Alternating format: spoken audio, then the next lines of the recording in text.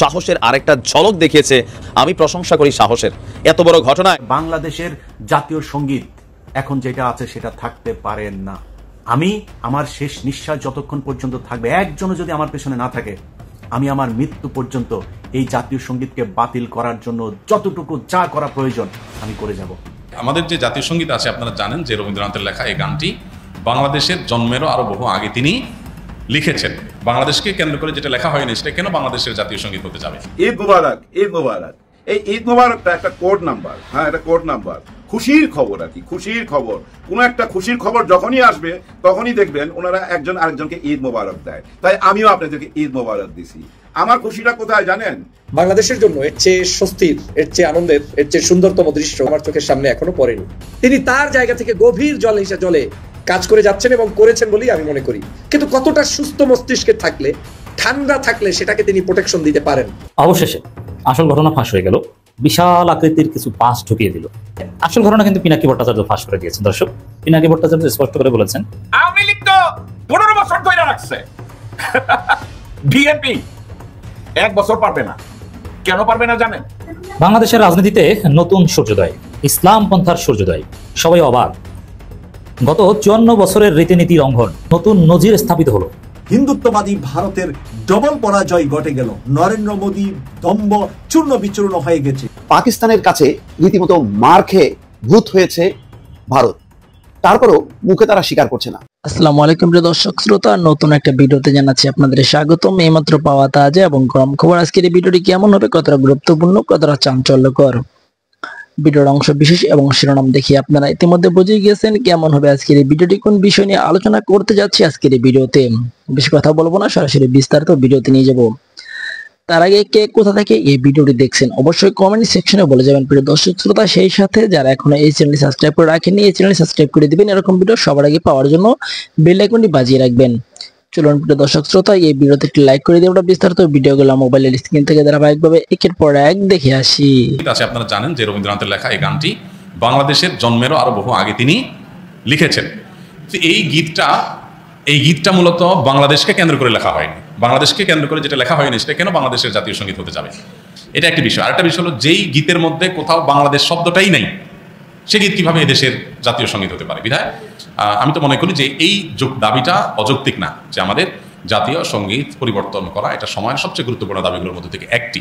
আরেকটা এখানে বিষয় হলো যে আপনারা জানেন যে হিন্দু ধর্মাবলম্বীরা তারা পূজনীয় বা দেবতাতুল্য এরকম কিছু মানুষ বা কোনো ব্যক্তি বা বস্তু থাকে, তাদের দৃষ্টিতে তারা সেগুলোকে মা বলে সম্বোধন করে। ইসলাম আমাদেরকে এরকম কোনো ধারণা দেয় না। মাতৃভূমির প্রতি ভালোবাসা এটা একটা স্বকীয় বিষয়। এটার জন্য মুসলমান হওয়া প্রয়োজন নাই, এটার জন্য মানুষ হওয়া যথেষ্ট। শুধু মানুষ কেন, অন্যান্য প্রাণীর মধ্যেও কি আছে? নিজের ভূমির প্রতি নিজের টান আছে। একটা কুকুর, একটা বিড়াল, একটা প্রাণীও দেখবেন যে সে যে ভূমিতে থাকে, বসবাস করে, বা যে ভূমিতে তার জন্ম বেড়ে ওঠা, সেটার প্রতি তার সহজাত একটা টান আছে। সেখানে মানুষের মধ্যে তো অবশ্যই আছে। আমাদের প্রিয় নবী সাল্লাল্লাহু আলাইহি ওয়াসাল্লাম মক্কা থেকে যখন হিজরত করে মদিনায় আসছেন, তাকে যখন কেবলা পরিবর্তন নির্দেশ করা হলো, তিনি যখন ফিলিস্তিনের দিকে নামাজ আদায় করছিলেন, তিনি বারবার করে মক্কার দিকে যেন কেবলা করে নামাজ পড়তে পারেন, নিজের মাতৃভূমির দিকে ফিরে যেন তার সালাত আদায় করতে পারেন, সেজন্য আল্লাহর কাছে বারবার করে বিভিন্নভাবে আর্গুমেন্ট পেশ করছিলেন। আল্লাহ তাআলা কোরআনে সেটা উল্লেখ করেছেন, ফালানুওয়াল্লিয়ান্নাকা কিবলাতান তারদাহা। হে রাসূল, অচিরে আপনাকে আপনার মনের মতো আপনি যে কেবলার প্রত্যাশা করছেন সেদিকে ফিরে সালাত আদায় করার নির্দেশ দান করবে। এখান থেকে বোঝা যায় মাতৃভূমির প্রতি সহজাত টান থাকা এটা একেবারে প্রাকৃতিক একটি বিষয়। বিধায় এটার জন্য কোনো জাল হাদিস বানানোর কোনো প্রয়োজন নাই, যে হব্বুল ওয়াতন মিনাল ঈমান, দেশপ্রেমের অঙ্গ, এরকম কোনো হাদিস নবী সাল্লাল্লাহু আলাইহি ওয়াসাল্লাম বলেন না। নবী সাল্লাল্লাহু আলাইহি ওয়াসাল্লাম নিজেই নিজের মাতৃভূমিতে তার ভালোবাসা ছিল। সো একজন মানুষ হিসেবে আমাদের মধ্যে সেটা থাকবে, দায়িত্বশীলতা থাকবে, সেটাই স্বাভাবিক। আলাদা করে জাল হাদিস বানানোর প্রয়োজন না। যাই হোক, তো মাতৃভূমির প্রতি টান এক জিনিস, আর সেটাকে পূজা করা আরেক জিনিস। ইসলাম আমাকে এটাকে পূজনীয় করতে বলে নাই। বিধায় সংখ্যাগরিষ্ঠ মানুষের বিশ্বাসের সাথে যেমন যায় না, এই গীত বাংলাদেশকে কেন্দ্র করে লেখা হয় নাই, এটা বাংলাকে কেন্দ্র করে লেখা হয়েছে, যেটা পশ্চিমবঙ্গ পূর্ববঙ্গ মিলায়। অতএব এই জ্ঞান মূলত এই দেশের জন্য না, যার কারণে এই গীত বা স্লোগান বাংলাদেশের এটা পরিবর্তন হওয়াটাই হলো যৌক্তিক। এটাকে যারা মনে করেন অপরিবর্তনীয় বা পরিবর্তনের দাবি তুললেই যারা মনে করেন যে বোধহয় সব গেল, তারা কি এটাকে কোরআন হাদিস মনে করেন নাকি যে কোরআন হাদিস এটা পরিবর্তন করা যায় না? এটা পরিবর্তনযোগ্য। অতএব এটা পরিবর্তন করার দাবিটা আমি ব্যক্তিগত মনে করি যে অযৌক্তিক নয়। ঈদ মুবারক, ঈদ মুবারক। পিনাকি দা, ইলিয়াস হোসেন এবং কনক সারোয়ার ওনারা একে অপরকে ঈদ মোবারক দিচ্ছে দেখলাম, তাই আমিও আপনাদেরকে ঈদ মোবারক দিলাম। এই ঈদ মোবারকটা একটা কোড নাম্বার। হ্যাঁ, এটা কোড নাম্বার, খুশির খবর আর কি, খুশির খবর। কোনো একটা খুশির খবর যখনই আসবে তখনই দেখবেন ওনারা একজন আরেকজনকে ঈদ মোবারক দেয়। তাই আমিও আপনাদেরকে ঈদ মোবারক দিছি। আমার খুশিটা কোথায় জানেন? এমন একটা শয়তান ধরা পড়ছে, যে শয়তানটা একজন আমাকে বলছিল একবার একটা কথা, ওই কথাটাই বলি, যে 1200 শয়তান মারা গেলে এমন একজন মমতাজের জন্ম হয়। একটা মেয়ে বলছিল আমাকে। আমি তো জানেন সিনেমা জগতের মানুষ, সব ধরনের মানুষের সাথে আমার উঠা বসা। আমাকে এমন একজন এই কথাটা বলছিল, সে ওই পথেরই পথিক। তো ও বুঝছেন কলগাল, সোজা কথা কলগাল। তো ও যখনই বিদেশ যায় দেখি যে যায় একটা ব্যাগ নিয়ে, যখন আসে 3-4টা ব্যাগ নিয়ে আসে, বুঝছেন। আবার আমাকে ওগুলা মোবাইলে দেখায় কি কি কিনছে না কিনছে। এই আবার আমার জন্য গিফট আনে, ওই যে পারফিউম টারফিউম নিয়ে আসে। তো ওর সাথে একদিন কফি খাইতে খাইতে কথা বলতে বলতে জিজ্ঞেস করলাম, ঘটনা কি? যাও একটা ব্যাগ নিয়ে আসো, 5-6টা নিয়ে, হাজার হাজার ডলার, কারণ কি, ঘটনা কি? তখন আমাকে বলছিল, ওনাকে বিদেশে পাঠানো হয়। কে পাঠায় জানেন? এই মাসি। এই মাসির নাম বলছিল যে তাকে বিদেশে পাঠায়। এই মাসির কাছে অনেক অনেক আছে, এরকম অনেকের নাম্বার আছে, খুঁজলেই পাবেন। এর কাজই ছিল এটা।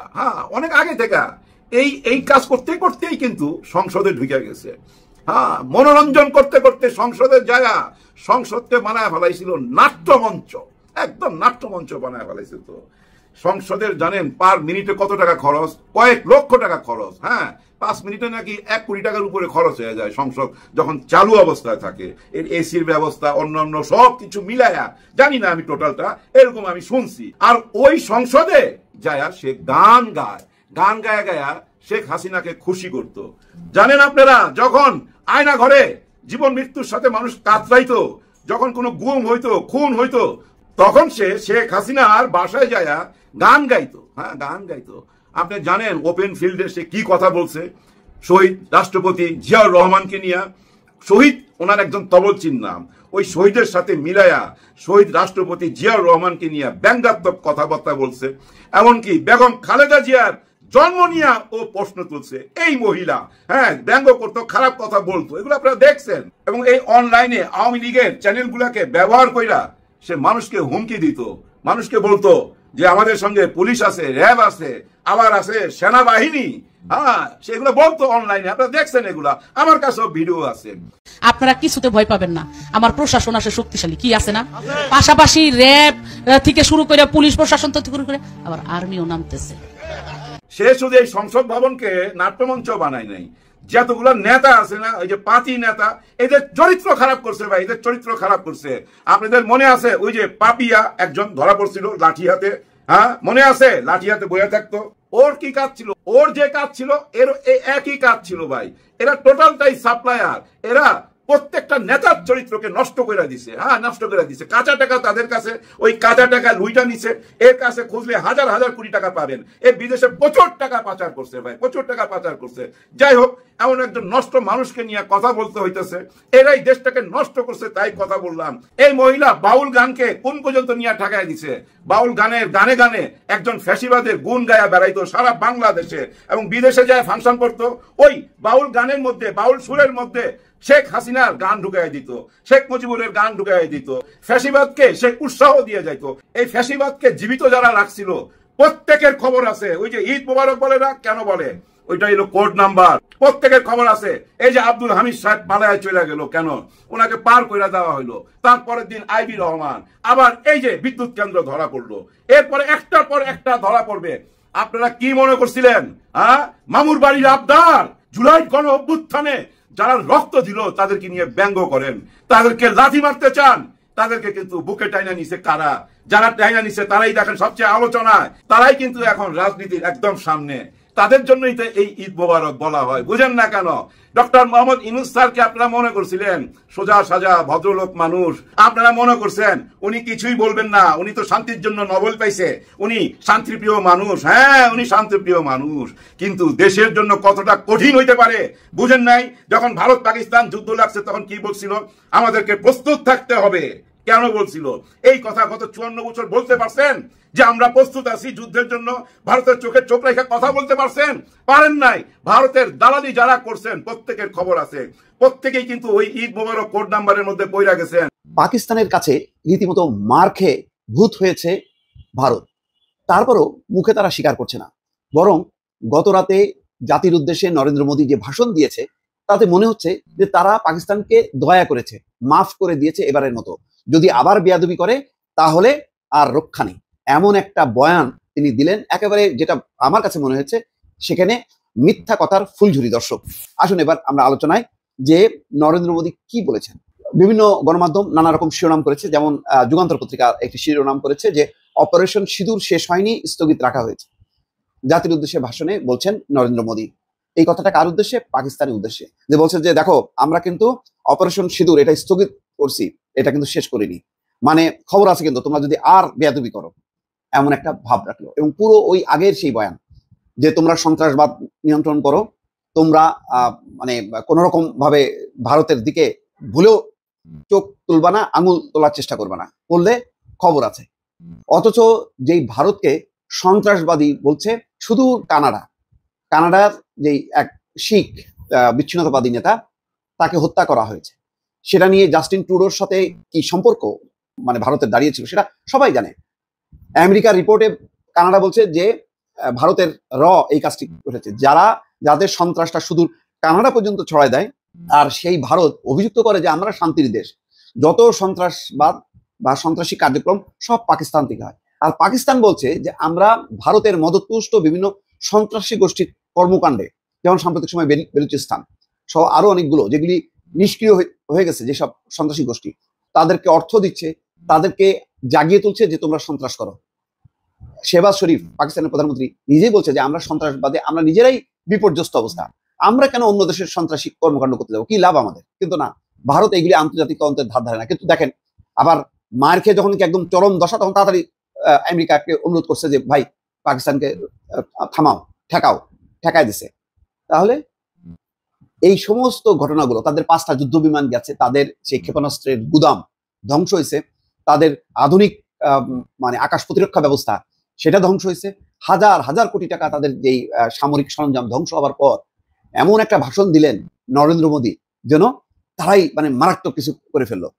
নরেন্দ্র মোদী বলছেন পাকিস্তানের জানা উচিত হামলা এখনো শেষ হয়নি, সন্ত্রাসবাদী স্থাপনার বিরুদ্ধে পাকিস্তানের পদক্ষেপ নেওয়ার প্রতিশ্রুতি দেওয়ার পরেই এগুলো কেবল স্থগিত হয়েছে। মনে হচ্ছে পাকিস্তান এমন ভাবে বলছে যে ভাই এবারের মতন মাফ করে দেন দাদা, আমরা আর এইগুলি আমরা করবো না, সন্ত্রাস করবো না, আমাদের এবারের মতন ক্ষমা করে দেন প্লিজ, এইরকম একটা ভাব তুললো। মানে নরেন্দ্র মোদী তো অবস্থা আসলে খারাপ, সে এই যুদ্ধে চরমভাবে পরাস্ত হয়েছে। এখন এটা যদি তুলতে যায় তাহলে যা আছে তার একক সংখ্যাগরিষ্ঠতা ওটাও শেষ হয়ে যাবে, এবং পরবর্তীতে আর বিজেপি নরেন্দ্র মোদীর নাম থাকবে না ভারতে। সেই কারণে এমন একটা ভাষণ দিল, জাতির উদ্দেশ্যে বুঝাইলো যে আমরা কিন্তু একেবারে পাকিস্তানকে মানে শোয়াই ফেলছিলাম, ওই কোন রকম একটু অনুরোধ, বিভিন্ন দেশ অনুরোধ করছে, পাকিস্তান ওদেরকে ধরাধরি করছে, তাই আমরা আর এবারের মতন মাফ করে দিলাম। মোদী বলছেন আগামী দিনগুলোতে আমরা পাকিস্তানের প্রতিটি পদক্ষেপ এই মানদণ্ডে পরিমাপ করব যে পাকিস্তান ভবিষ্যতে কি ধরনের মনোভাব পোষণ করে। যদি পাকিস্তান পিছু হটে বা বিভ্রান্ত করে, আমি আবারও বলছি আমরা কেবল আমাদের প্রতিশোধমূলক পদক্ষেপ স্থগিত করেছি। 22 মিনিটের ভাষণে নরেন্দ্র মোদী ভারতের ড্রোন এবং ক্ষেপণাস্ত্র হামলা যে পাকিস্তানের কল্পনার বাইরে ছিল তার একটি সারসংক্ষেপ তুলে ধরেন। মোদী বলছেন ভারত তার নির্ভুল হামলার মাধ্যমে কেবল পাকিস্তানের সন্ত্রাসী অবকাঠামোই ভেঙে দেয়নি, তাদের মনোবলও ভেঙে দিয়েছে। ইসলামাবাদ এবং রাওয়ালপিন্ডিকে আরেকটি সতর্কবার্তায় প্রধানমন্ত্রী বলেন অপারেশন সিঁদুর কেবল একটি অভিযান নয়, বরং সন্ত্রাসের বিরুদ্ধে লড়াইয়ে ভারতের নীতিতে একটি মতবাদ পরিবর্তন। মানে এইটারে একটা গ্লোরিফাই করার জন্য যা যা বলার দরকার সব বলতেছে। মোদী বলেন অপারেশন সিঁদুর নতুন স্বাভাবিক ঘটনায়, যেখানেই সন্ত্রাসী ঘাঁটি রয়েছে সেখানেই ভারত আক্রমণ করবে, এবং আমাদের দেশে আক্রমণ করা হলে তার জবাব জোরালো ভাবে দেব। পাকিস্তানের পারমাণবিক ব্ল্যাকমেইলের বিরুদ্ধে তিনি বলেন এটি ভারতকে দমাতে পারবে না, ভারত কোনো পারমাণবিক ব্ল্যাকমেইল সহ্য করবে না। ভারত পারমাণবিক ব্ল্যাকমেইলের আড়ালে গড়ে ওঠা সন্ত্রাসী আস্তানাগুলোতে সুনির্দিষ্ট এবং চূড়ান্তভাবে আঘাত করবে। তিনি পাকিস্তানকে সতর্ক করে বলেন ভারত সন্ত্রাসবাদের পৃষ্ঠপোষক সরকার এবং সন্ত্রাসী হামলার মূল পরিকল্পনাকারীদের মধ্যে পার্থক্য থাকবে না। দর্শক এই হচ্ছে মানে মোদীর একটা মানে 22 মিনিটের এক ধরনের একটা কি বলে গোলক ধাঁধা, একটা সম্মোহনী একটা ভাষণ ছিল, যেটা ভারতকে মানে এক ধরনের ওই জাতীয়তাবাদী সুশ্রুতি দিয়ে এমন একটা ধারণা সে তৈরি করলো যে পাকিস্তান পরাজিত হয়েছে, নষ্ট হয়েছে, আমরা কোন রকম এবারের মতন মাফ করে দিলাম আমেরিকা বিভিন্ন দেশের অনুরোধে। দর্শক মোদী যেমন কইছে 400 আসন পাইয়া সরকার গঠন করবে, বিএনপির মির্জা ফখরুল, গোরখোদক আব্বাস সবাই মিলে কইতেছে বিএনপি সরকার গঠন করবে, একেবারে নিরঙ্কুশ সংখ্যাগরিষ্ঠতা নিয়ে সরকার গঠন করবে, কিন্তু পার্লামেন্টে কে গেলে ওই কংগ্রেসের মতো শুনবে ডাক। আওয়ামী লীগ তো 15 বছর ধরে রাখছে, বিএনপি 1 বছর পারবে না। কেন পারবে না জানেন? তারেক রহমানকে তারা আদৌ বিশ্বাস করে না। ইন্ডিয়া তারেক রহমানের সুযোগ পাইলে জবাই করে দেবে। ক্যাপ্টেন মাজেদকে যেভাবে মধ্যরাতে জবাই করছে, বজলুল হুদারে যেভাবে মধ্যরাতে জবাই করছে, ঠিক একইভাবে খালেদা জিয়াকেও মারবে, তারেক রহমানকেও মারবে। কেন মারবে? ইন্ডিয়া হাসিনাকে বুঝিয়েছে দ্যাট জিয়া মুজিব হত্যা জড়িত। 110% মিথ্যা, কিন্তু হাসিনা এবং তার পরিবারকে র এবং ইন্ডিয়া ভালোভাবে বুঝাইছে জিয়া মুজিব হত্যায় জড়িত। দেশের 90% মানুষ মুজিব হত্যায় সমর্থন দিয়েছে, কারণ মুজিব ছিল স্বৈরাচার। মুজিবের 14 গোষ্ঠী সাফা করে মানুষ যেটা চেয়েছে সেটা করেছেন। আপনারা রয়ের ইশারায় করেছেন না কার ইশারায় করেছেন? জনগণ জানতে চায় না। জনগণ মুজিবকে সাফা করে দিতে চাইছে, আপনারা করছেন। আপনারা বলতে পারেন আমরা জাতীয় বীর, জনগণ যেটা চাইছে আমরা ওইটা করছি। ভারত আজকের যদি পাকিস্তানের সাথে যুদ্ধ হেরেও যেত এবং বাংলাদেশে যদি হাসিনা ক্ষমতায় থাকতো, আওয়ামী লীগ ক্ষমতায় থাকতো, মোদীকে দেখতেন হে হে হাসি দিয়া বাংলাদেশে ভিজিট করতে আসতো।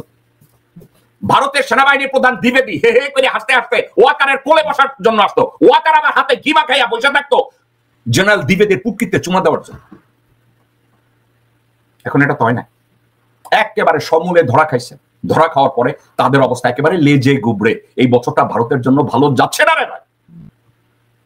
এর মধ্যে ডক্টর ইউনূস উনি আবার কোথা থেকে রে ভাই এই আমাদের পিতৃতুল্য, আমাদের ভালোবাসার পাত্র, শ্রদ্ধার পাত্র ডক্টর মোহাম্মদ ইউনূস কোথা থেকে নতুন নতুন বুদ্ধি বাইর করে রে ভাই। এই বুদ্ধি বাইর করার জন্য ডক্টর মোহাম্মদ ইউনূসকে ভারত যেমন বিষের মতো দেখে, বিএনপি তেমনি বিষ তো ভালো থাকে, হ্যাঁ লোকের মতো দেখে।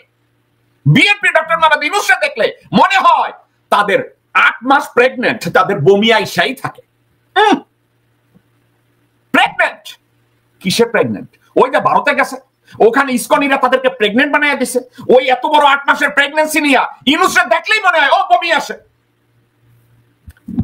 আমাদের পিতৃতুল্য ডক্টর মোহাম্মদ ইউনূস আবার কি করেছে জানেন? ইউনূস স্যার নেপালের ডেপুটি স্পিকার ইন্দিরা রানী বাংলাদেশে আসছে। বাংলাদেশে আইসা উনি আবার এর সাথে দেখা করছে, ইন্দিরা রানা ডক্টর মোহাম্মদ ইউনূসের সাথে দেখা করছে। দেখা করার পরে ডক্টর মোহাম্মদ ইউনূস কি করছে জানেন? ভারতের 7 রাজ্য সহ আঞ্চলিক অর্থনৈতিক কৌশলের আহ্বান প্রধান উপদেষ্টা ডক্টর মোহাম্মদ ইউনূস বাংলাদেশ, নেপাল, ভুটান এবং ভারতের 7টি উত্তর পূর্বাঞ্চলীয় রাজ্যের মধ্যে একটি সমন্বিত অর্থনৈতিক কৌশলের আহ্বান জানিয়েছেন। This is called diplomacy. This is called foreign policy. I dare BNP এই বালের 31 দফা গার্বেজের মধ্যে ফলাইয়ে দিয়া একটা পলিসি দেখান যেটা এফেক্টিভ এবং এক্সিকিউটেবল, যাতে বাংলাদেশের এক্সিস্টেন্স এইরকম একটা পলিসি আপনি উপস্থাপন। আওয়ামী লীগের ব্যাপারে কি ভারতের প্রীতি খানিকটা কমছে? মানে আওয়ামী লীগকে আগে যেভাবে অন্ধভাবে সমর্থন করতো ভারত, সেই জায়গা থেকে কি খানিকটা হলেও ভারত সরছে? এই প্রশ্ন আসলে আসতে পারে। আমরা গতকাল ভারতের পররাষ্ট্র মন্ত্রণালয়ের একটা বিবৃতি নিয়ে অনেকে ভারতের তীব্র সমালোচনা করেছি। আমরা করতেই পারি, কারণ বাংলাদেশের আমরা কি করছি না করছি ভারতের এটার আলাপ করার দরকার নেই। কিন্তু আমরা যদি গভীরভাবে তাদের স্টেটমেন্টটা পড়ে দেখি, আমাদের কাছে মনে হতেই পারে যে ভারত আওয়ামী লীগের সাথে আগের মতো অত অন্ধভাবে কঠোরভাবে নেই।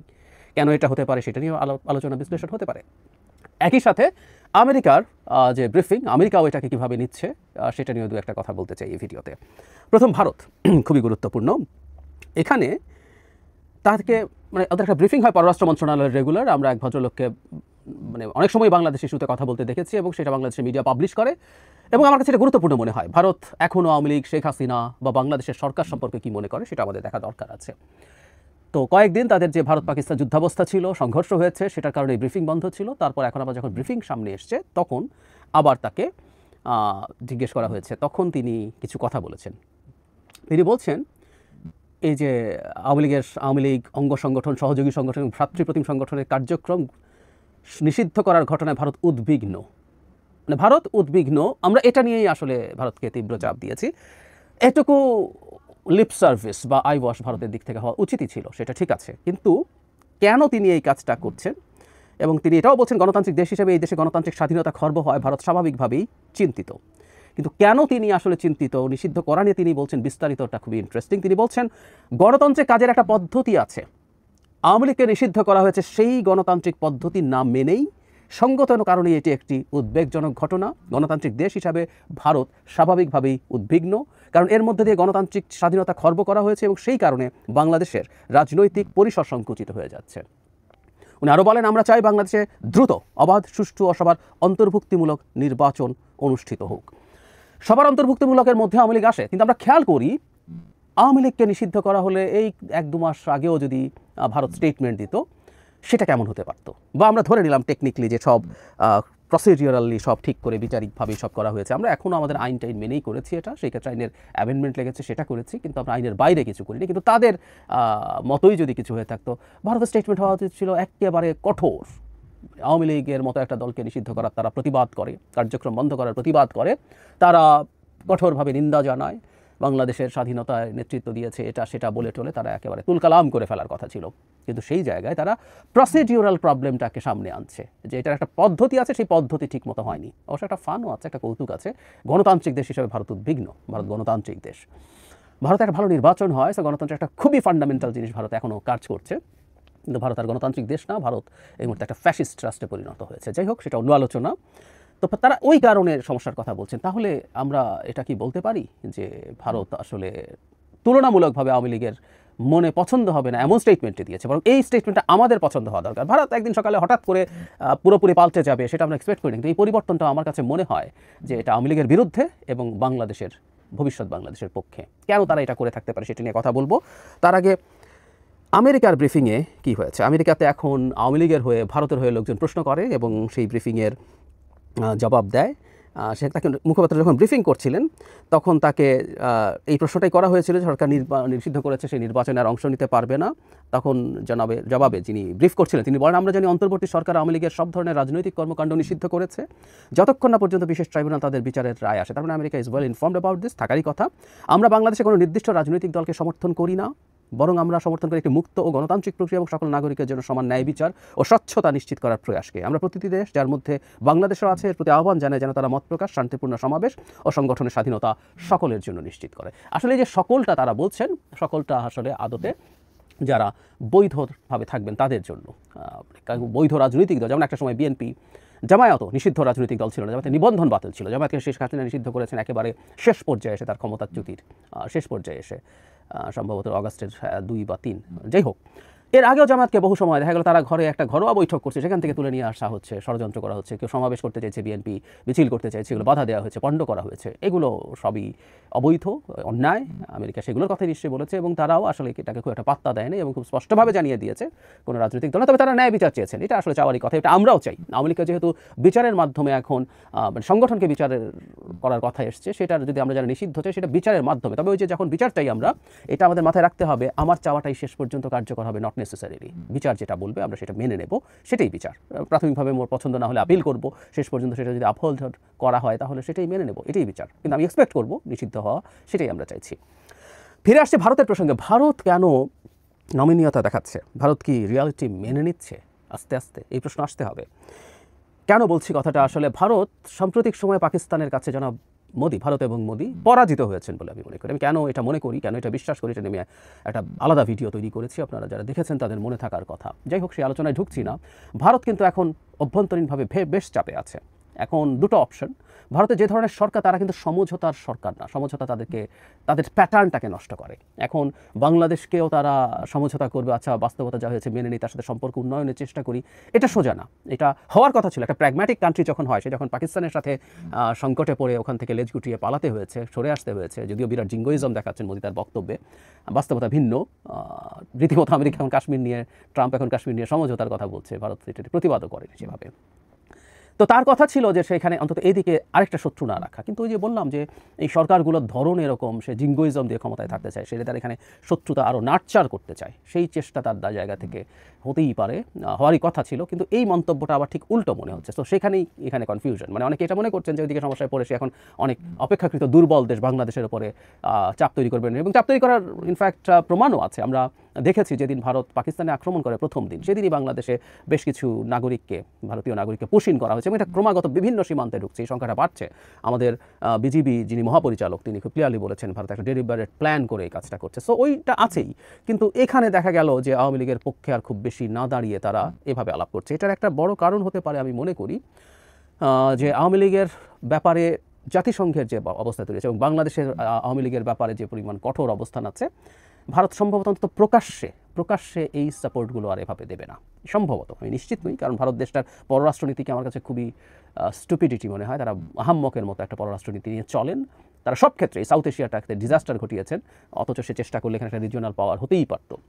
যাই হোক, তারা হয়তো ফর দ্য টাইম বিং এই সিদ্ধান্ত নিয়েছেন যে তারা আওয়ামী লীগের পক্ষে খুব প্রকাশ্যে অবস্থান নেবেন না, ভেতরে তারা যা যা করার, তাদের সেই ষড়যন্ত্র থেমে যাবে, বাংলাদেশকে ডিস্টেবিলাইজ করার, এই সরকারকে ডিস্টেবিলাইজ করার, সেটা আমি মনে করি না। কিন্তু প্রকাশ্যে হয়তো কম করবে, কিন্তু প্রকাশ্যে না হওয়াটা ইটসেলফও একটা বড় ইম্প্যাক্ট ফেলবে আওয়ামী লীগের একেবারে বিভিন্ন পর্যায়ের নেতাকর্মীদের ওপরে। ভারত যেভাবে ব্লাইন্ডলি তাদেরকে প্রকাশ্যে সমর্থন করছে, এটা যখন দেখা যাবে না, তাদের কাছে এটা মনে হতেই পারে, হওয়ার খুবই সম্ভাবনা আছে যে ভারত অন্তত প্রকাশ্যে এই কাজটা আর করছে না। তার মানে তাদের প্রতি ভারতের যে ব্ল্যাঙ্ক চেক ছিল, সেই ব্ল্যাঙ্ক চেকটা আর আগের মতো কার্যকরী নেই। এবং এটা টু সাম এক্সটেন্ট সত্য, ভারত যদি মনে করতো যে ঠিক আগের স্টাইলেই করবে, তাহলে এখানেও খুবই কঠোর স্টেটমেন্ট দিত, খুবই কঠোর কথা বলতো, সেটা বলেনি। সুতরাং আওয়ামী লীগের প্রতি ভারতের অন্তত ফর দ্য টাইমিং, আবারও বলছি, তার এই পলিসি শেষ পর্যন্ত থাকবে এটা বলে ফেলা যায় না, এটা পাল্টাতেও পারে, সেটা ফর দ্য টাইমিং অ্যাটলিস্ট পাল্টেছে। ভারত অন্তত এই তার ডিজাস্টারাস সিচুয়েশনে নতুন করে আবার পাল্টা বাংলাদেশে অ্যান্টি ভারত বিরাট ঝামেলা শুরু হয়ে যাবে ভেতরে। বাংলাদেশ তো আর গিয়ে তাদের সাথে কোনো ঝামেলা করতে যাবে না তার দেশে বা সীমান্তে, কিন্তু দেশের ভেতরে আবার বিরাট ঝামেলা শুরু হবে।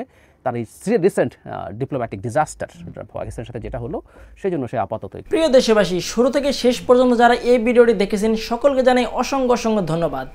যারা এরকম নিউজ ভিডিও পেতে পছন্দ করেন তারা অবশ্যই এই চ্যানেলটি সাবস্ক্রাইব করে পাশে থাকা বেল আইকনটি বাজিয়ে দিবেন। যারা এখন এই ভিডিওটি শেয়ার করেননি, এই ভিডিওটি দ্রুত শেয়ার করে সকলকে দেখার সুযোগ করে দিন। আজকের মতন এই পর্যন্ত, দেখা হচ্ছে পরবর্তী কোনো ভিডিও নিয়ে ইনশাল্লাহ।